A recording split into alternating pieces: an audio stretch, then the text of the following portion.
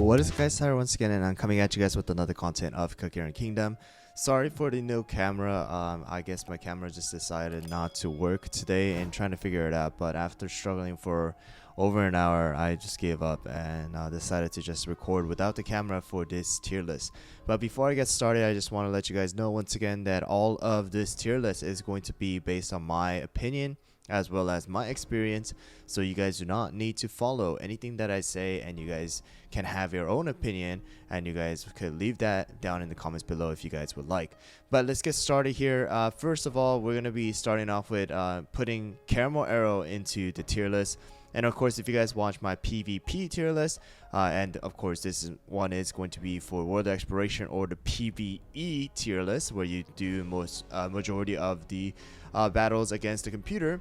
Caramel Arrow is going to be a very good cookie for the World Exploration as well as PvE mode, and that's the reason why I'm going to be putting Caramel Arrow at an S tier. So if you guys remember the skill of Caramel Arrow, she is going to be shooting 3 arrows to 3 of the closest enemies, and she is going to be causing knockbacks, as well as will be putting the arrow mark debuff on the cookies, and that is going to allow her to deal true damage or pure damage to those cookies. However, you got to realize that the pure damage is not as strong as it would be to cookies. So if the enemies are not cookies, then they're going to be taking less damage from her final attack. But she still is going to be a very strong cookie because of the fact that she is able to deal a ton of damage even during her skill, and even without all of the true damage that she deals to enemy cookies, she'll still be able to deal a ton of damage to bosses as well.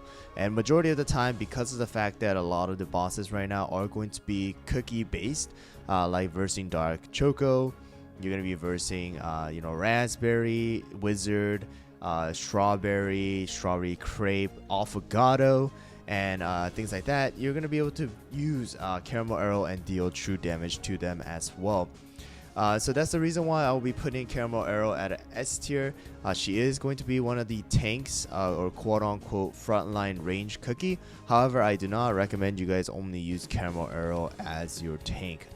So keep in mind that she is still going to be a range, and her base HP as well as defense is going to be a bit lower than the actual tanks as well as charge cookies inside of the game. So someone like Dark Cacao as well as Hollyberry are going to have just better stats in their defense as well as HP compared to Caramel. Even when it comes to someone like T-Knight, or even someone like Madeline Milk, they're gonna have a better stat than Caramel Arrow. So keep that in mind when you guys are trying to use Caramel Arrow as your only frontline. And the only other thing is that she is going to be somersaulting backwards, so she will leave your team vulnerable to any of the incoming damage to the front line. So she'll be leaving that frontline role and will be changing herself into pretty much a range. So just keep that in mind when you guys are using Caramel Arrow as your only frontline tank. And now moving on to some of the changes that I'm going to be putting on the tier list, and that is going to be, first of all, moving up the 2 cookies that received the buff this patch, and that is going to be Poison Mushroom as well as Pomegranate, and they are both going to be moving up to A+ tier. And here's the reason why I'm moving Poison Mushroom as well as Pomegranate up to A+ tier. Pomegranate has received a giant buff on her stats, as well as the healing and the attack buff, which is going to be increased from 20% to 30%. So she is going to allow your cookies to deal a ton more damage, heal a little bit more than she did before, and of course her regular stats are just going to be a little bit better.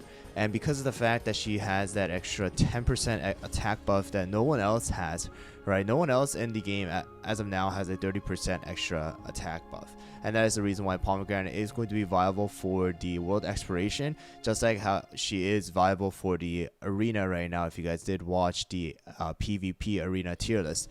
As well as Poison Mushroom. Poison Mushroom did receive a extra buff as well, allowing 100% extra damage to bosses, as well as 80% damage to non-bosses. And I just have to say that is a huge thing. And right now there are still tests being done where we are able to use Poison Mushroom as well as Affogato against the guild boss battle. So you got to realize that Poison Mushroom is still going to be a very, very good cookie for you guys to use if you guys do decide to, use Poison Mushroom, because Poison Mushroom is the only epic that you are able to receive in the beginning, and that is going to allow you to deal with some of the bosses that are going to be a bit tough, but if you guys are able to have enough sustain, then Poison Mushroom is going to be able to deal a great amount of damage over time. So that is the reason why I'm going to be moving both Poison Mushroom as well as our Pomegranate up to A+ tier for this PVE tier list.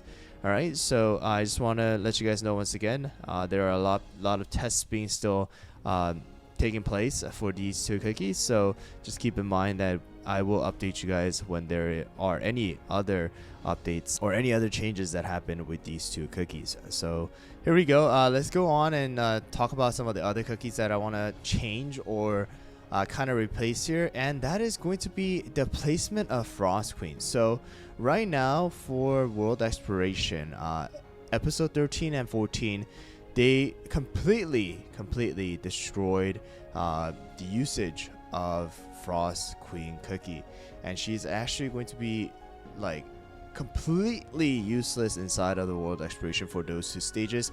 And for anybody who has Frost Queen and using Frost Queen as the main damage dealer for those stages, you gotta keep in mind that she is not going to be able to deal any damage because of the fact that the enemies are immune to freeze along with the bosses as well.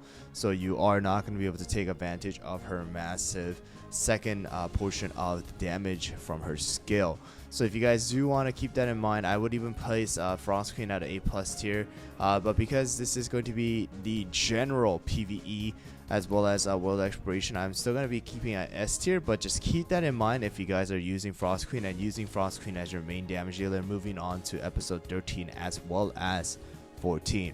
Just keep in mind, guys, a lot of these are going to be based on your opinion as well as how well you are able to utilize these cookies.